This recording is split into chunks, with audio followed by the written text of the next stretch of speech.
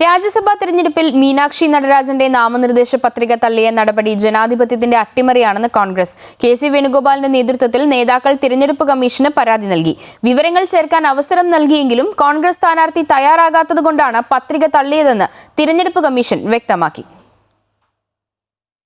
രാജ്യസഭാ തെരഞ്ഞെടുപ്പിന് മധ്യപ്രദേശിൽ കോൺഗ്രസ് സ്ഥാനാർത്ഥി മീനാക്ഷി നടരാജന്റെ നാമനിർദ്ദേശ പത്രിക തള്ളിയതിനെതിരെ കോൺഗ്രസ് ശക്തമായ പ്രതിഷേധം അറിയിച്ചു.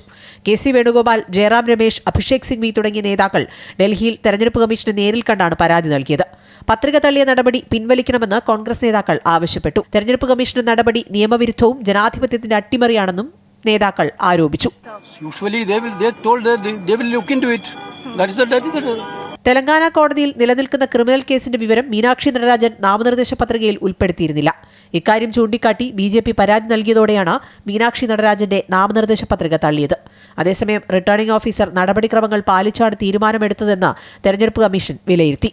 വിവരങ്ങൾ ചേർക്കാൻ അവസരം നൽകിയെങ്കിലും സ്ഥാനാർത്ഥി അതിന് തയ്യാറാകാത്തതോടെയാണ് പത്രിക തള്ളിയതെന്നും കമ്മീഷൻ വ്യക്തമാക്കിയിട്ടുണ്ട്. അമൃത ന്യൂസ്, ന്യൂഡൽഹി.